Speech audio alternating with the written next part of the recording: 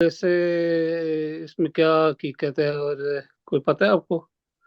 جب تک ڈرامہ دیکھا نہ جائے تو آدمی کچھ اس کے بارے میں نہیں کہہ سکتا. جو بتایا جا رہا ہے وہ اس طرح صحیح نہیں ہے کہ جو ہے ایسا نہیں کرنا چاہیے اور نہیں ہونا چاہیے کہ جی کسی مذہب کے شیعہ سے ہٹ کر بھی ہم بات کرتے ہیں. کسی کے مقدسات کو غلط رنگ دیا جائے اور اس پر جو ہے وہ غلط طریقے سے اس کو پیش کیا جائے، یہ اچھا نہیں ہے.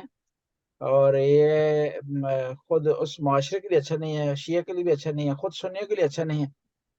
کیونکہ میڈیا کو کردار کرنا چاہیے مختلف جو مذاہب ہیں، مختلف جو برانچیں ہیں اسلام کی، وہ ایک دوسرے کے قریب ہوں، جی ایک دوسرے سے پیار کریں، ایک دوسرے سے محبت کریں، ایک دوسرے سے متعلق خوشگمانی کریں. جی جی اور یہ سازش رہتی ہے. دیکھیں نا، مسئلہ یہ ہوتا ہے کہ ایک بین الاقوامی سازش ہے، اس کے تحت جو ہے بعض اوقات مقامی طور پر اس کو صحیح، بعض اوقات جو ہے وہ غلط طریقے سے رنگ دیا جاتا ہے، اس کو ڈرائنگ کر کے جو ہے وہ ایک غلط طریقے سے پیش کیا جاتا ہے. میں آپ کو ایک مثال دیتا ہوں، اسی کی کڑی ہے کہ 2-3 سال پہلے جو ہے وہ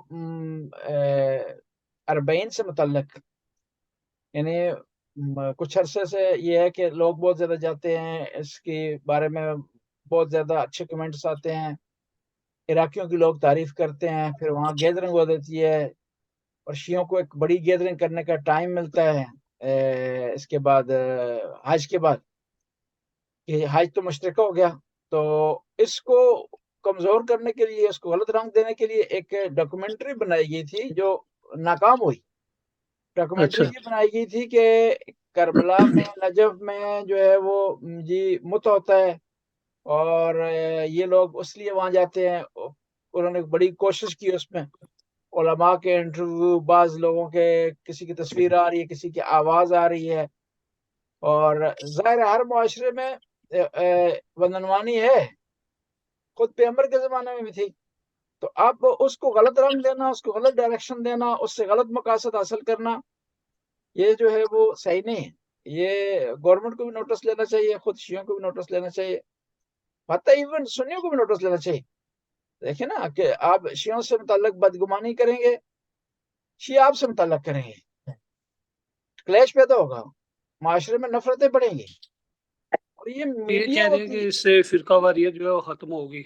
نہیں، ختم نہیں ہوگی، اضافہ ہوگا فرقہ واریت میں.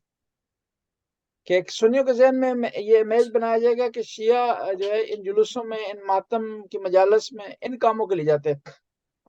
اور وہ پہلے تھا، انہوں نے کافی پروپیگنڈا کیا شب شام غریبہ کے حوالے سے، ناکام ہوئے تو ابھی ایک نئے طریقہ شروع کر دیا انہوں نے.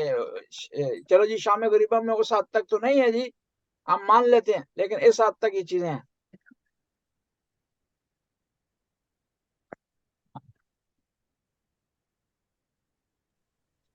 پروپیگنڈا بہت ہوتا تھا شام غریبہ کے حوالے سے. پھر یہ ہوتا تھا کہ زمانے میں جلوس چلتے تھے، خواتین چھتوں پہ ہوتی تھی، اس کے بارے میں غلط پروپیگنڈے کیے جاتے تھے کہ یہ وہاں پر جلوس میں اس لیے شرکت کرتے ہیں، یہ ماتم نہیں کرتے، اوپر اشارے کر رہے ہوتے ہیں، یہ ہوتا ہے وہ ہوتا ہے. دیکھا ناکام ہو گئے ہیں، شیعہ مذہب بڑھ رہا ہے، لوگ دن بدن شیعہ ہو رہے ہیں. خود دوسرے جو مذاہب ہیں ان کے اندر بغاوتیں ہو رہی ہیں، محمد علی مرزا کی صورت میں، مفتی ہمدرد کی صورت میں، تیجانی کی صورت میں، بڑے بڑے علماء کی صورت میں. تو اب نئے طریقے جو اپنائے جا رہے ہیں تاکہ جو ہے وہ شیعہ مذہب کو بدنام کیا جائے. تو یہ اس کا کیسا ہے؟ لیکن آپ کا کیا خیال ہے، اس پہ بین لگے گا؟ بین یہ ڈیپینڈ کرتا ہے شیعہ کتنی طاقت دکھاتے ہیں. اچھا، لیکن اس ڈرامے میں تو خود سید زادی ہیں دو جنہوں نے کام کیا ہے، ایک کون ہبا بخاری. شہزادیاں بھی پیسے کے لیے ہر کوئی کام کرتا ہے. مجھے 2 سال پہلے یہاں آفر آئی 2 لاکھ کروڑ آپ کو ملے گا، آپ ویڈیو پر آئیں اور بیان دیں کہ مسلمانوں کے ہاں جو ہے جبری شادیاں ہوتی ہیں ناروے میں، اور ان کو نہیں ہونا چاہیے. 2 لاکھ کروڑ ملے گا آپ کو. ایک این جی او ٹھیک. نے رابطہ کیا تھا مجھ سے. یہ ہوتے ہیں، سلسلے چلتے رہتے. ہوں یہ پتہ نہیں، سمجھ نہیں آتی کہ پیار و محبت سے دنیا میں چلیں اور